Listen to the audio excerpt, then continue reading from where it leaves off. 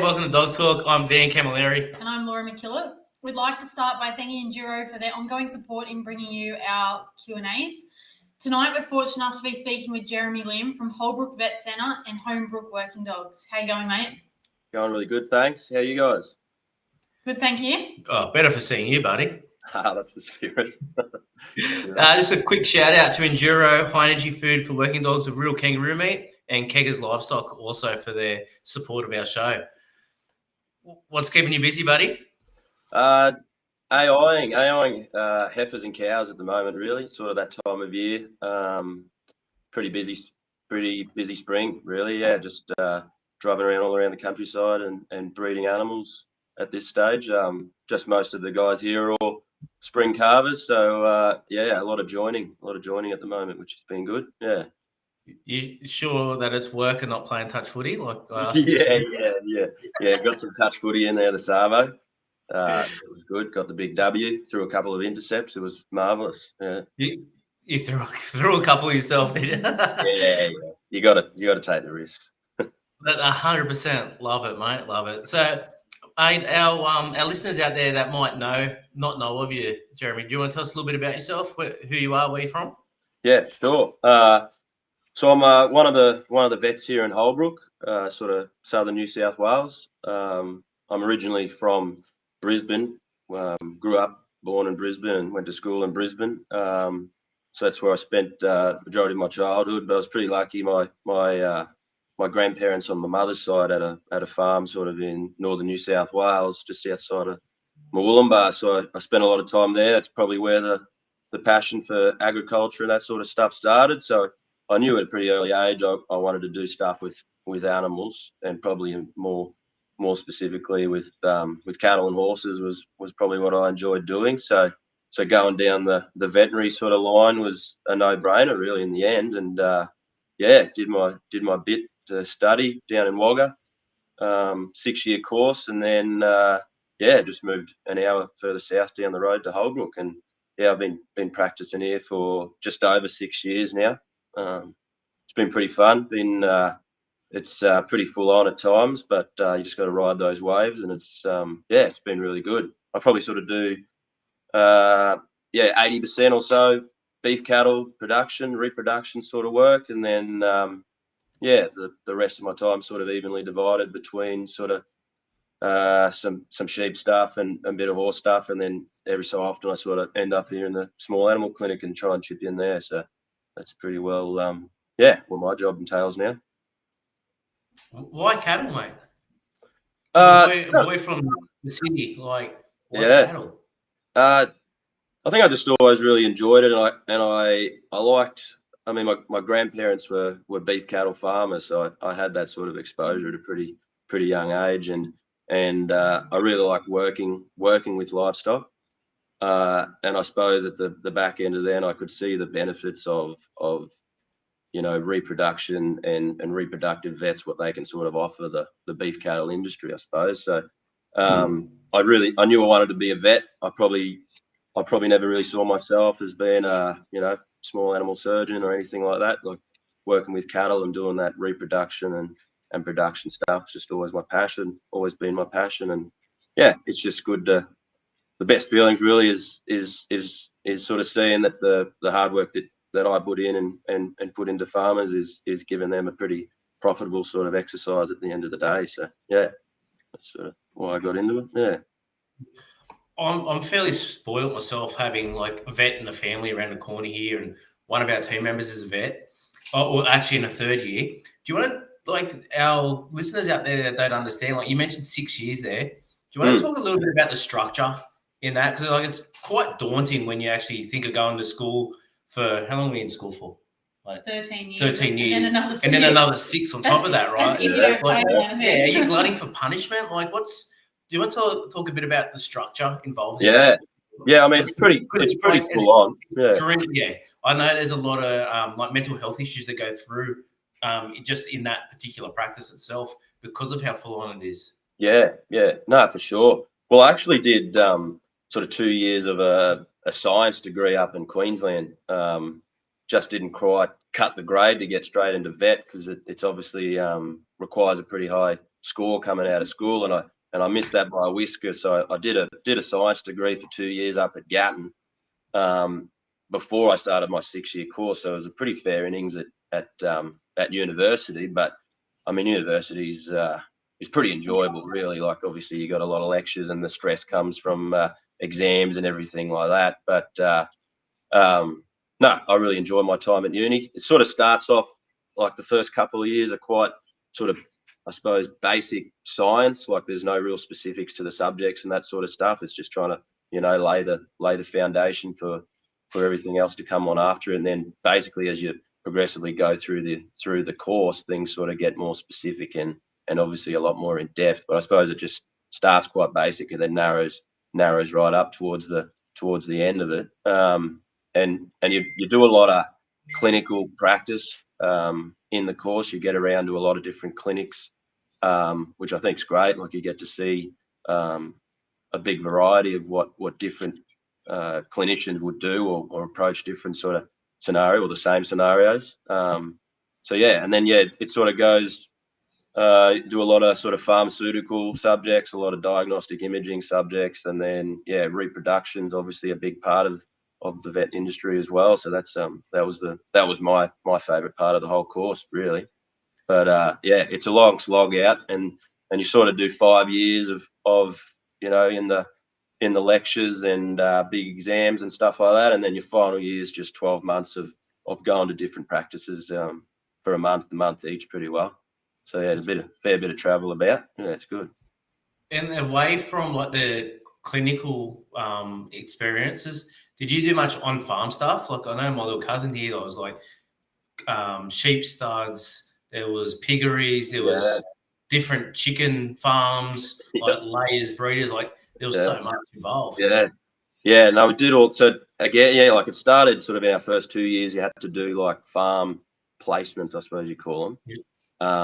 So yeah, we had to go to a horse performance sort of place. So that could be anything from camp drafting to racing to trotting, whatever.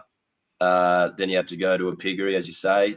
You had to go to a poultry place, so that could be layers or broilers. Had to go to a dairy and had to do a beef placement as well. So yeah, you had to do pretty well everything. I'm not exactly sure what other universities do, but that's sort of what the Charles Sturt Uni had us doing. And I suppose they have a bit more of a focus there on sort of rural practice, just given the position it's in and the surroundings around it. So yeah, first 2 years did a lot of sort of on-farm clinical, on-farm just practice, really, without vets even involved, just tagging along with producers, which is super cool.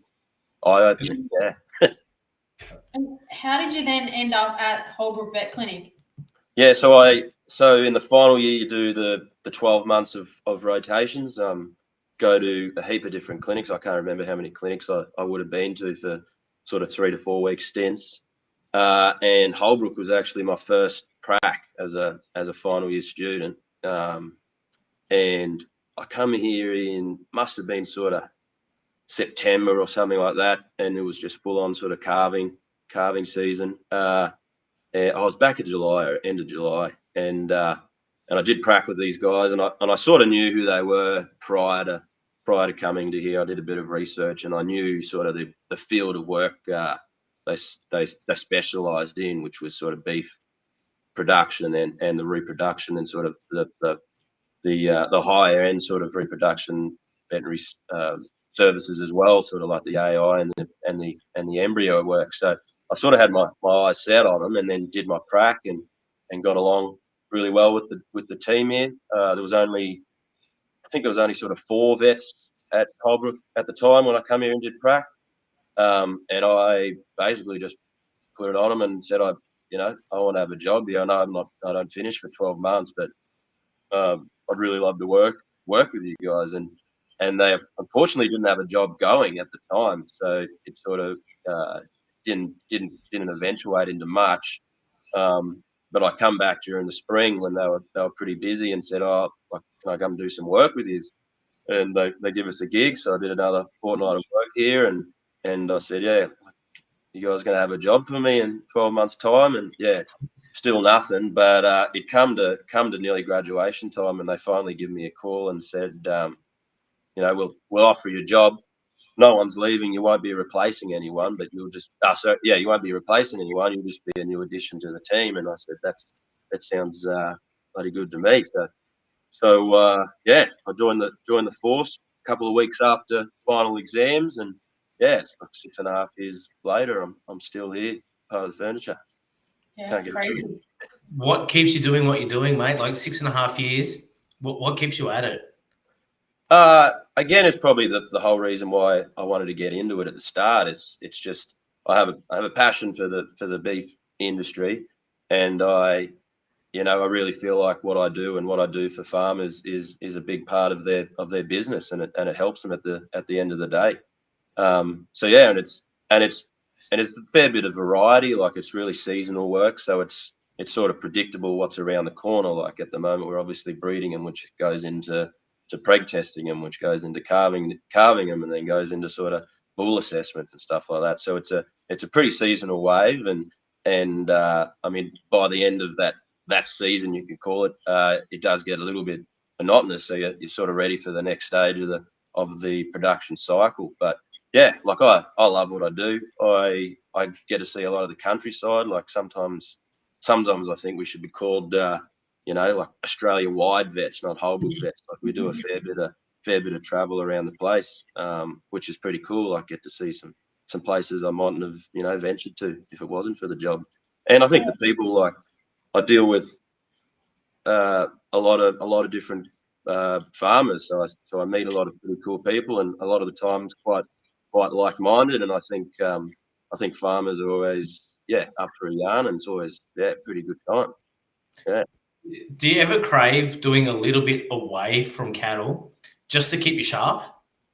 I suppose, like, you have to. It's sort of a necessity to be able to do everything, because part of the job is you got to work the phones when it's after hours. So in our clinic here, every vet does a 1 weeknight on call, and then there's sort of a rotating roster of who does the weekends on call.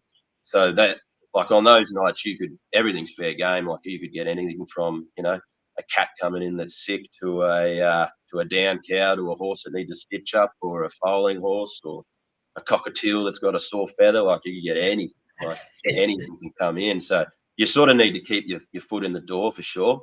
I sort of, like, when I first started, I sort of did 1 day a week, 1 day of the week in the clinic. So I sort of had at least a bit of a foundation there, and then that sort of stretched out to being 1 day a fortnight, and then that was like 1 day a month, to 1 day nearly never. So it sort of just got less and less. But I'm pretty comfortable with what I can do for emergency jobs. I think that's important. Like, there'd be no point me taking the phones if I wasn't comfortable with the service I could offer. But in saying that, like, all the other vets are sort of around the corner. So if you ever needed a hand, like, everyone's always happy to help, for sure. Yeah, it's a good thing. 100%. I had a bit of laugh about the cockatiel comment, but I just found everyone out there, they're my favourite bird of all. Love the cockatiels. Right? Yeah, they're crackers. They're crackers. We'll get into it a bit later. Obviously, we met through dog trialing ourselves. Yeah. How many people are coming up to you at dog trials and be like, "Hey, Jeremy, Can you have a like, look at this? yeah, what's going? What's this rash? What's this going on here?" Mom's the prime example. Yeah. I mean, it doesn't worry me too much, but it certainly happens. You come around the corner and there's another question or whatever. The first ever dog trial I actually went to was at Gundagai, and I was just helping out the back, pushing sheep out, and of course, during the day, a bit of an accident happened, and sheep broke its leg. So I flew over to the car and got all my casting gear, and I casted this sheep's leg up, beautiful pink wrap on it, and away it went. But I mean, yeah, it does happen a lot, but that's the job. Like, it's the same people will ask you, for dog behavior advice. Like, it's something that you enjoy doing, so it's not really an issue for me for people to ask. Yeah, especially around a fire over a couple of quiet waters. Yeah, a couple of cold lemonades, you bet. Absolutely. Mate, you mentioned your passion for the beef industry there and getting around to, like, different farms and how passionate you are. over 6.5 years, have you noticed any different practices around people on farm using dogs? Like, you get around a lot of people not liking to use dogs on cattle. For sure. What have you seen there? What's the trend been, and has it changed if it has at all? Yeah, I think it's definitely varies a lot, like farm to farm. Like I go to a lot of farms, and everyone does something different. Like some people are still, still on horses and getting around on pretty sort of opened up paddocks, like not chopped up paddocks or anything like that. So they're probably still using dogs and horses and stuff like that, and I really like that. But there's definitely a lot of producers, I suppose, that are got pretty good facilities now, and rotational grazing is a massive part of the system down here. So they're really small paddocks that go through rotations like a few times a week possibly, and then those paddocks sort of feed into laneways that run straight into a set of yards. So I suppose for the people that don't use dogs, they can probably get away with it really really easily in some of the parts of Holbrook, and certainly the outskirts. Just the country's quite forgiving, and cattle can't really get away from you. And certainly that rotational grazing, like by the time you're at the end of that rotation, like all you have to do is drive over there with the buggy, and those cows, like, they know the system. They're ready for the fresh pick, But definitely around Holbrook, I've found not a lot of people would use dogs on cattle. There's certainly a few, but sort of where our farm is up in northern New South Wales, like because the country's so hilly, and it's quite tropical, so it's like weed galore. So there's heaps of places that cattle can go and hide and get away from you. So you got to be sort of onto them, and definitely a lot of people around home would use dogs. So that was definitely something different down here. Is the dogs are pretty well predominantly just used on sheep places, I'd say. Yeah. So have you always had dogs around you then? Always, yeah. Oh, well, not. I think I got my first dog when I was in like grade 8. Where we lived in Brisbane, like we didn't have a backyard or anything like that, and I'd been bugging my parents like since I was a young kid to get me a dog, and I used to harass the dogs when I went down to the farm. But I finally got a dog out of the RSPCA when I was I'm pretty sure I was grade 8 or something like that. And yeah, he was like a border collie crossed with a kelpie, like a tri-coloured dog, and him and his litter mates were all found in a dump or something like that in Brisbane and brought into the RSPCA. So yeah, I grabbed him, and yeah, loved him to bits.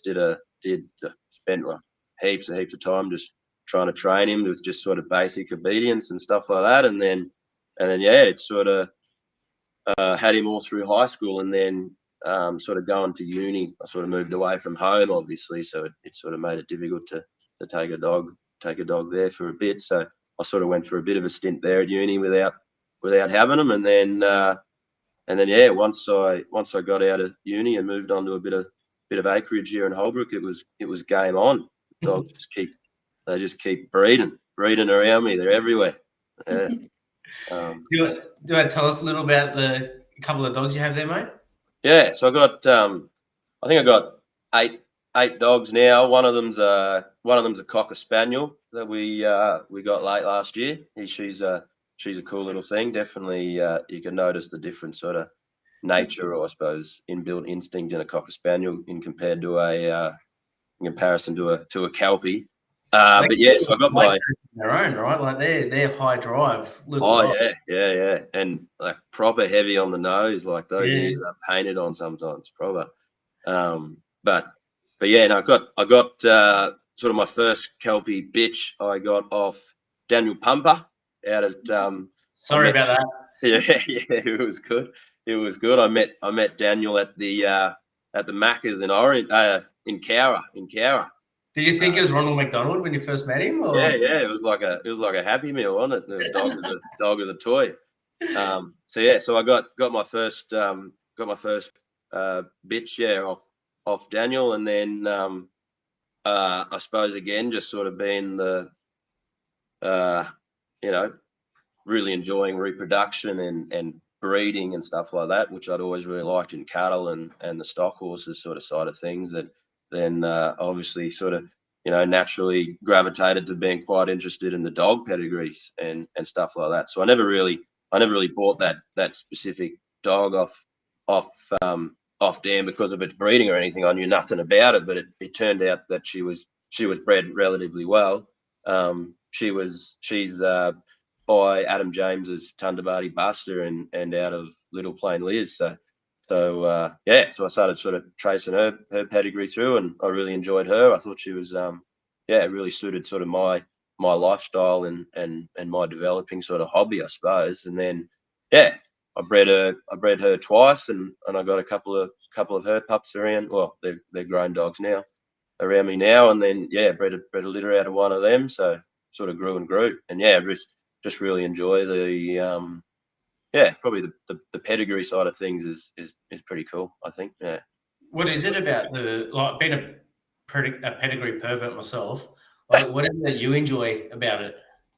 Yeah, I think it's trying to, you know, find what you like and sort of trace those traits, and then trying to create a predictable product at the end of the day. Like, same thing with horses. Like, not every sort of bloodline is going to suit every single person or individual. So you follow the bloodlines that'll probably suit what's happening on your place. It's the same thing with cattle. Like, when you're breeding cattle, like some people's, you know, end games to breed something with high growth, or something with a lot of carcass data, or something that's got, you know, really good calving EBVs or something like that. So I think it's, you know, following something you like and finding that in a pedigree, and then, you know, producing a pretty predictable product at the end of it all. I think that's sort of what I like. Yeah. Yeah. Absolutely. Actually, while we're just talking about a bit of breeding there, like I had a message come in a bit earlier from Dan Scott, and he asked, when is too old to breed from a handy bitch? Yeah, it's a good question. Is there a specific age? I don't think you can put a specific age on it. I think the dog would probably tell you when, you know, it's probably not fair game anymore. I think a lot of guys, you know, they breed dogs, I suppose, lack of a better word, commercially. So breeding a lot of litters. So dogs like that are obviously going to be, their reproductive sort of lifespan is going to be probably a little bit less than a bitch that's only had, you know, one litter in her lifetime, something like that. But I think when you're getting up to, you know, bitches that are probably, you know, 8 or 9, it's probably going to take a lot more of a toll on them, sort of, you know, nutritionally and metabolically, to keep up with, you know, providing the right sort of nutrition to that pregnancy, as well as lactating and everything like that. Like their ability to sort of handle that's obviously going to be less and less as they become an old animal. But I think the how old's too old, I think it all depends on what that dog's sort of life and breeding life's probably been, really. Yeah. Like, I don't have actually no idea in this, but like wild dogs, for example, right? They would never really miss a cycle. Like, they're always up, right? Like, is there any research, like, or something that shows like how old, like, a wild dog, fox or wolf, will kind of breed? Like, that's actually something I've never thought of before. Yeah, it's pretty interesting. I reckon you're right. Like, they'd nearly never miss a cycle. I got absolutely no idea what the average age of the, you know, the scrub dog would be, but I'd imagine that they'd live pretty well, have a pretty healthy life until they're baited or shot or something like that. But that's a good question. There's probably a bit of scope there to have a look at what they can actually do, you know, naturally in their natural element. Yeah, no idea. Yeah. Though. Go for it. I was going to say, if someone was, you know, wanting to breed their bitch, that 8, 9 sort of year old, what would you suggest they do to make sure it's nutritionally right and try to help them help them along to, you know, best outcome? Yeah, I suppose a good quality diet's like should be number one for any dog anyway. But I think just trying to provide enough nutrition for that dog is obviously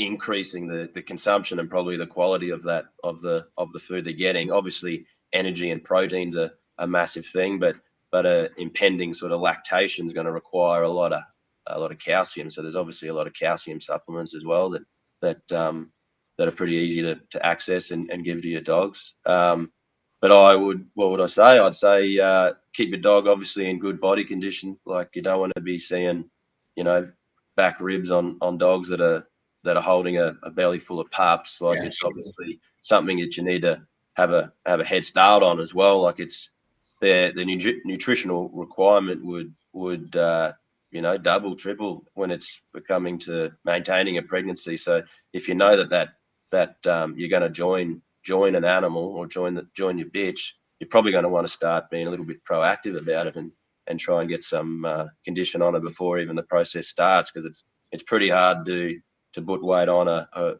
really sort of negative energy balanced animal. That's cattle, that's horses, that's dogs, everything. Just be on the front foot. You said calcium tablets and stuff. Like, would you suggest that to any bitch having pups or not? Yeah, I think it's a great idea. I mean, it's not really going to be contraindicated, and it's certainly not going to hurt. So I think calcium's is a great supplement to give dogs. Certainly their back end of gestation, and obviously their onset of lactation. Yeah, for sure. We actually have when we have bitches pupping, whelping, we actually have bottles of calcium that we actually give to them to help them along. Yeah. Pups as well. And you probably notice the difference. Yeah.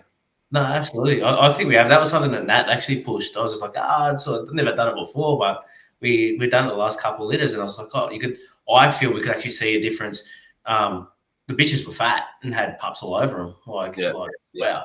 But what about on the flip side, the one that has all the fun, the dog? Like, when do you think, like, where's the kind of limit for dogs blowing smoke, for the better word, I suppose? Fertility sort of. Yeah. Again, it does depend on the dog for sure. I know that, I mean, I don't do much dog sort of repro stuff, as in AIing and that sort of stuff, but I know that Dave, he freezes, he's one of my bosses here. He freezes a lot of dog semen. Is obviously becoming a lot, pretty common, not just in the working dog space, like all this other sort of, breeders, designer breeders, whatever you want to call them, like they're all getting chucked in the tank for sure, and it's becoming increasingly popular. What's that? Sorry? You guys do that there at Holbrook and store it as well? Yeah, absolutely. We got a fair few tanks around the place. Yeah, filled with all sorts of things. But yeah, so he definitely doesn't love the phone call saying, I got an 8-year-old dog, I'm going to collect. Can you collect some semen from him? It's always going to be an uphill battle.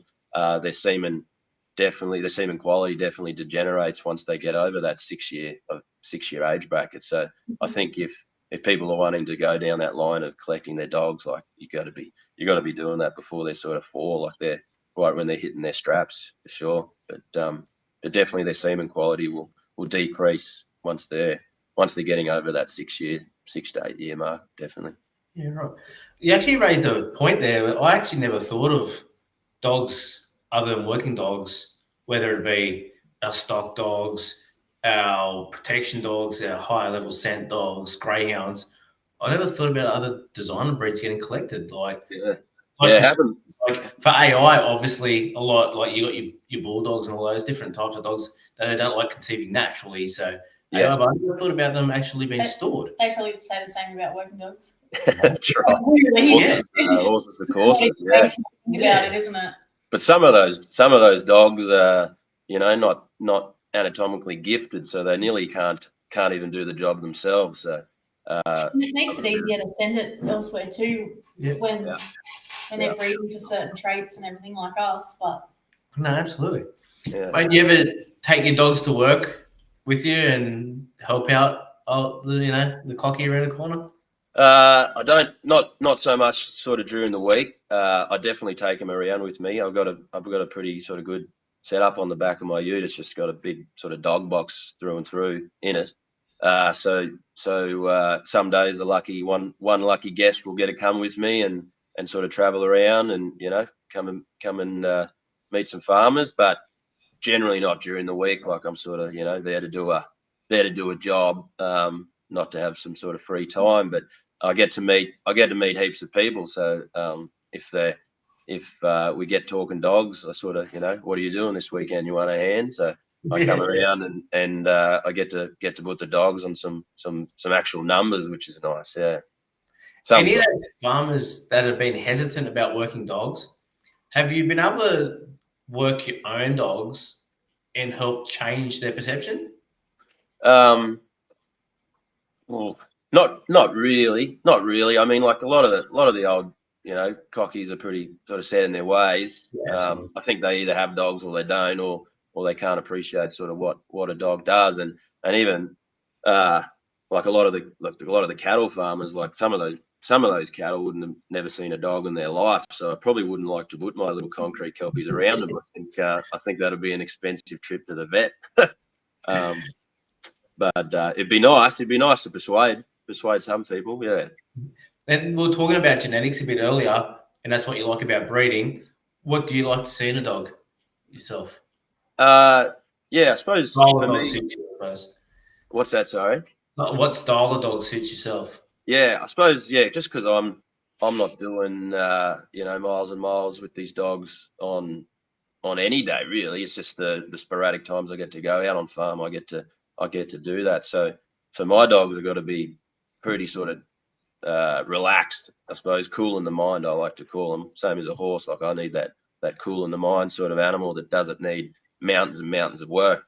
So yeah, like my normal day or normal routine would be wake up a couple of hours before work and let the dogs out, clean some cages if I have to, and then either go for a run myself or jump on the ag bike and go for a spin around the farm and give them a bit of a run. And then it's pretty well, have a good day, guys, back in the cage for a little bit, and I'll see you the Savo, and sort of, repeat the process again. So my dog has sort of got to be pretty relaxed. Like my dogs, you let them out and they'll do their 5 minutes of yahooing and circle work, and then they're pretty good. They sort of just sit around the place and they don't really venture that far. Like I live on a farm with some pretty valuable embryo calves and stuff like that, so I can't have the pack of dogs running around there harassing other people's stock. So I need that sort of cooler dog that just wants to hang around and chill out. But yeah, in terms of work, I like ones that don't bark a heap and have a little bit of eye. And probably, I think because I've gone down that sort of cooler headed dog and softer type dog, they don't have massive amounts of come forward. So that's probably one thing I would lack in my dogs, but I think that's just because of the personality they sort of are. Mm-hmm. Yeah. And what lines are you finding are suiting you? Well, pretty well every dog I got stems from that Thunderbirdy Buster line. Yeah. Mm-hmm. And I found they've all been really suited sort of my lifestyle. I recently got another one off AO, and it's again sort of Thunderbirdy bred, and it's it fits the mold of the rest of the dogs. Sort of fits into the routine pretty good. So I'm finding that Thunderbirdy line and seems to be fitting with me anyway. But that's without obviously venturing out and experimenting with a heap of different things. I just sort of can't quantify sort of doing that, I suppose. Yeah. And you mentioned about breeding a couple of your own litters there. Yep. How does the vet pick his pup? I don't know. I think there's no real art to it. I really like red dogs, and I've only got one. All the rest of them are black and tan, so I don't really go off color. I want that one with a nice personality, really. That's wants to be with you, wants to hang out with you. Not so much focused on all these litter mates. He's more focused on you. That sort of dog, and obviously I give a thorough sort of health check or examination and make sure everything's sort of Mickey Mouse there, and yeah, that's the pup I choose. And I think I like the bitches more. So I only have bitches at home. They just seem to be don't know, maybe lower maintenance and maybe a little bit cleaner and less ignorant, like all males are, I suppose. Yeah, they just seem to suit. You're saying it. Oi, cut it out. Keep it clean. Have you ventured into the collies at all? I have. I've had a couple. They haven't. They've been super variable for me. And I suppose they just haven't really suited me. And I think, well, I mean, I don't really know heaps about them. But obviously everyone sort of says they're sort of later mature and than what a kelpie is. So I'm possibly a little bit too impatient to have them, to have a sort of collie growing up as a pup and sort of bringing it on. I've definitely seen really good ones out there that can do everything, and I'd love them. I'd love one of those. But the ones that I've only had a couple, and they just sort of haven't really suited me. And I suppose I'm pretty green, like fluorescent green at training dogs. So I think there's enough. I think there's enough variability in the kelpie breed itself, and I'm sort of only just discovering what I like and enjoying them, that I probably don't need to branch out and into a completely different sort of breed altogether, which obviously is going to have a massive range of variability as well. So, So someone that's doing so many hours, like as yourself, as a vet, and getting out on farm and all different range of farms, where are you finding time to work your own dogs, and how do you go about starting them? Yeah, not often. I don't get to train them a great deal, which again probably why I need that sort of softer, more trainable sort of dog. I don't get a lot of time. I probably, at best, they might get work on stock once a week, but probably in reality more like twice, every 2 weeks. Sorry. Yeah.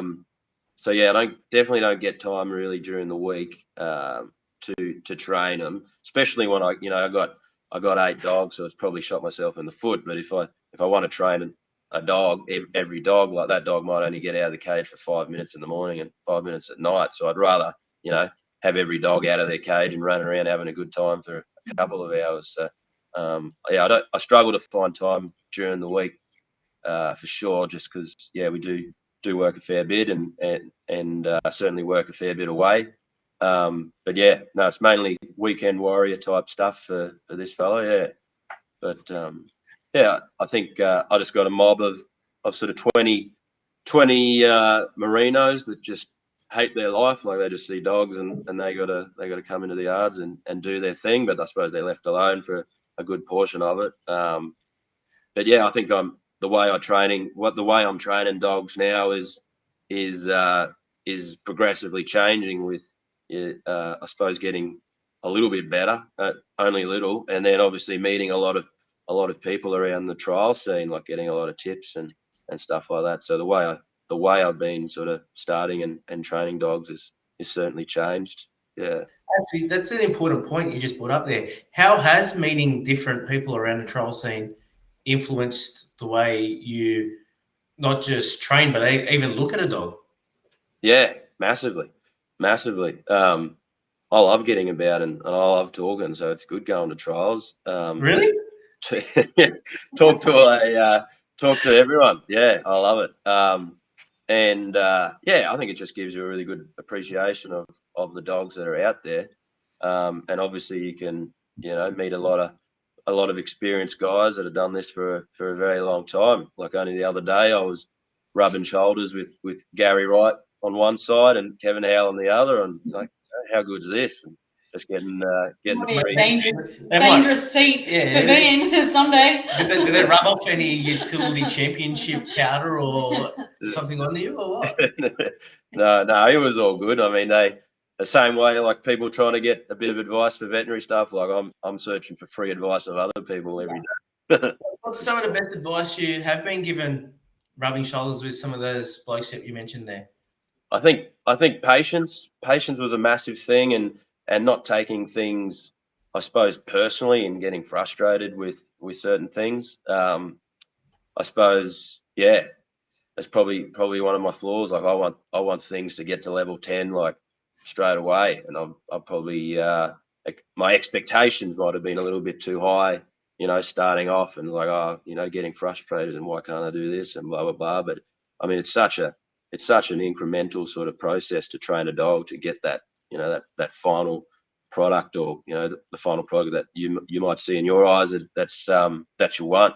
So I suppose that was definitely a couple of good pointers, and then obviously just like drills, I suppose, training drills, and sort of getting into the dog's head a little bit more, and stuff like that. Yeah, but certainly got heaps of tips off people. Sorry, that's awesome advice. And you just mentioned something there about tips, like, and what you did. Like I said, I'm fortunate enough that one of our team members here, like, in the third year, and what you guys learn, like, as vets in theory, and now putting it in place, but then speaking with like cockies and getting advice. How has that changed your perception of how dogs learn, not just in psychology, but paper based, but then practically? Yeah, I reckon definitely. I mean, every way. I mean, the basics, I think, or the philosophy of training a dog's always going to be pretty similar amongst most guys. But everyone has their little tweaks and tricks and stuff like that. So yeah, but no, I think just like everyone's got a different opinion on it, or a perspective on how to train a dog, and even what their sort of, you know, final products like. So yeah, I just walk around those trials like a sponge, like try and soak up as much as I can, really. But yeah, definitely. I don't know, did I even answer that question? Yeah, no, you did. Like sometimes, like, there's in the dog training space, there's so many ideologies going around, and we see a lot of, you know, pushing down that positive only path. And I know they preach a lot of that stuff in paper and in theory these days, but then actually putting it into practice. Like, was there a moment where you went, "Oh, wait a minute, maybe what I was told back then isn't 100% of reality"? Yeah, I think one major thing was like self-awareness of what you're doing. Like, I think sometimes you're so focused on, you know, what the dog's doing, you got no idea sort of what the stock's doing, and you're sort of losing the I suppose the goal of what you're actually trying to achieve. But just having some self-awareness of what you're doing. Like only the other day, I was sort of working with a good mate of mine, Louis Simpson. He was out at my place giving me some help, and, you know, he's obviously been taught by one of the better handlers getting about. But just that knowledge of your pressure on the dog, and actually when you get that result, you know, taking that pressure off. So I'd be standing there, you know, doing whatever I was doing. He's like, "Did you get the result you wanted?" I'm like, "Yeah." He's like, "So why are you still holding your hands up, or why are you still, you know, facing that way?" And I was like, "I got no idea. I didn't even know I was doing it." You know, like, just try and have a bit more self-awareness of what I'm actually doing. So yeah.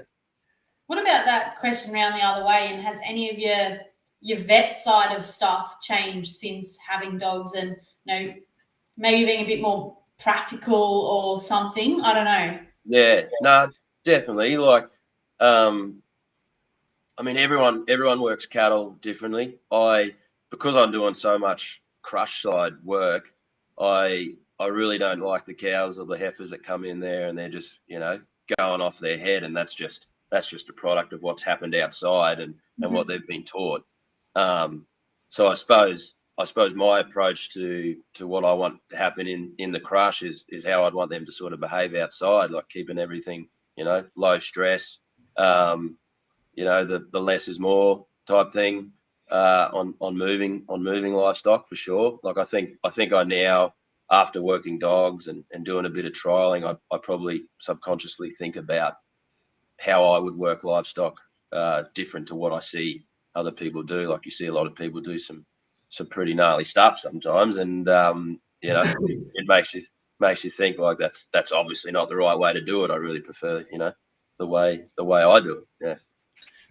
That said, do you ever watch some of that gnarly stuff and you're like, "Oh, I really don't want to put my hands in there"? I don't think I've come to that stage where I've said, you know, toys out of the pram, I'm going home. But you definitely get some animals there, and obviously, like, my arm spends a lot of time in the back end of a cow, so the last thing I want to do is jumping around trying to make me another joint in the arm. But I think just again trying to be patient and not taking that personally. Like obviously you're there to do a job and you want to be as efficient as possible. And when things aren't going your way, you're not going to achieve much by losing it. Yeah, don't take it personally, sort of thing. Just be patient with the process, and the job will see you out. We've talked about trialing a bit tonight already. Like, how did you get into trialing yourself? Yeah, so I've never seen a dog trial, and I certainly didn't know that there were so many around. Certainly around this area as well. Like you don't have to drive far, and there's one on nearly every weekend. But a good mate of mine is really good friends with Billy Luff, and yeah, Billy wanted a couple of people to help at the Gundagai trial, just letting sheep out for the day. And he said, if you come and do that, you can have a muck around or a bit of a run with your dog at the end of the day. And I was like, oh yeah, that'd be pretty cool. And I went there and let sheep out and just, had no idea really what was going on in the process of watching these trials. But I was like, this is cool. And yeah, had my run at the end of the day, and yeah, I was pretty hooked after that. But that was only I think that was Gundagai last year or something like that. I have a funny feeling I met you there, actually. I reckon you did, yeah. It might have been the year before, but that was my first one I did, and I did the yard trial, and then I remember I walked around and there was people doing 3 sheep trials there as well at Gundagai, and you could just enter on the day, and they were like, "Oh, you want to have an entrance? Why not? Get out there and run an absolute circus." And I was like, this is cool. This is a cool sport. So yeah, got into that was my first one, and I was pretty hooked on it after that. Like just looking for things to do on the weekend, and it ticked the box. Yeah. How quickly did the 3 sheep trial make you very humble? Yeah, almost immediately. Yeah, I send the dog, and I don't even know if it's 100 meters or whatever, how far it is, and it's not going the right direction. And it's sort of looking back at me, and I'm like, "What are you doing, you silly thing? Get going!" I was humbled immediately. Yeah, but it was good fun. Really enjoyed it. Just laughed the whole time. Have you had another go at 3 sheep since? I've only had sort of goes at the SSD. I had a go down there. I suppose the closest I've been to it sort of at a couple of utility trials. Yeah, but I think like that's like the ultimate patience game. Like you need patience for that one, and I'm slowly getting there. Slowly. What about cattle trials, mate? You had a couple of cracks at cattle trials as well. Yeah, had a couple of goes at cattle stuff. Yeah, I mean, I probably work cattle away more than I work sheep, so you'd think I'd be better at it, but I haven't had much luck in the cattle game. But it's really good. Like we got one here actually in Holbrook that a good mate of mine, Pete Govan, started up a few years ago. So it's an annual event, and it's really good. I get to go out and sort of help, break the heifers in a few weeks beforehand. And yeah, it's probably my favorite one to go to, just because obviously you don't have to drive very far to get it, but it's pretty fun. And then yeah, been to a couple more like like those 3 dog sort of events, those weekend events. Had to go with them. And then there's a pretty cool sort of small group in Victoria that run trials sort of sporadically. So I've been to a few of them as well. But yeah, I'll have a go at anything. Yeah, it'd be fun. Lots of fun. Have you picked one that you'd really like to focus on yet? On style? On a trial that I'd like to focus on? Like a discipline of trialing. Yeah, I would really like to get better at that paddock control, like certainly for the cattle and the 3 sheep. I think I'm definitely not quite where I want to be, but I'm slowly getting there with from the help of others. So yeah, I definitely want to get better at that sort of paddock stuff, just getting my directions and stuff like that more sort of foreign with the dogs. But it's just I don't have them tuned as well as I'd like. Like they only sometimes see sheep every month or whatever. So it's highly invariable when I get to actually train them. But I'm slowly getting there, but I reckon that paddock stuff for sure. Yeah. What is it about trialing that's got you hooked? Yeah, I think it's probably the people. Like as I say, I love talking and I love dogs, so it's a good combination to go to these trials. Like you can talk all night around the fire with a couple of cold lemonades, as we do. And I do like. I mean, I like competing, and I get pretty nervous going out there. Like sometimes you forget how to unlatch a gate, or you're holding a gate and it's shaking like a maraca, and I reckon that's pretty cool. I like the nerves. And I'm pretty competitive. Like I played a lot of rugby, and I did a lot of running and triathlons as a kid. So that competitive streak's certainly in me. But I probably wasn't. I probably don't go to trials to win ribbons. I'll say that anyway because I haven't won a few. It'd be nice, get enough ribbons to make a set of trousers. But I'm probably only up to like a Borat bloody swimsuit. Minky. But yeah, no, I like that about the trial, and it's probably the people watching dogs. Like it's awesome. I love it. Yeah. You mentioned a couple of like prestigious names there tonight in all forms of trialing. Have you been out and? Oh, actually, I'll break this question down in a couple. But is there a dog that you've seen and just gone, "Wow, I'd love to have that in my pack," and why? Yeah. I reckon every weekend I go to a trial, I'd be like, I'll trade my kidney for that dog right now. Well, where it was Geary just the other day with you, Dan. Like I really liked that monster of Adrian's. I reckon Yeah, cracker dog. he was unbelievable to watch. Like if I had 10 of them, I'd be a happy man. But no, I've seen heaps. Like I really like Snip of Aodes. I think she's got it all. Yeah, Louis Simpson. He comes out and he works his dogs, and it's just like, wow. I look at my dogs and you're like, you suck. Why can't you be like that? Yeah. But no, I see every week. I see dogs that I think are amazing. Yeah, for sure. What about is there a handler that leaves you in awe? And why? Oh, I suppose because I go to yard trials more often, that's probably the people that I would see the most often, just because they're highly accessible. Who do I like watching? Oh, I'll come back to that. Oh, I really like Dean Inja. Watching his dogs. Like there's sometimes he says nearly next to nothing to his dogs, and they just like get around, and they pretty well know, they know the job, and everything's so natural and everything's so clean. Like I watch his dogs and go, wow, like that's another level. Dale Thompson, I watched him a few weekends ago at Barellan, and I was like, wow, those dogs are really cool. Like you nearly get goosebumps sometimes. Aod with his Snip, like that. I love watching him work that dog. It's bloody amazing to watch. You are really in a real cool spot there, where you can travel north, south, kind of west, even like and see so many different handlers and a range of different styles of people, like handlers and dogs, like and stock at that as well. Like it's lucky. Like, Holbrook is a good spot. Like you jump straight on that Hume Highway, like it's at the doorstep, and you're on the highway flying like anywhere you want, and you're pretty well. I don't know, 4 or 5 hours. You'll get to most places. So definitely spoiled in that regard for sure. Yeah. Is there anything you'd like to put into your own line of dogs?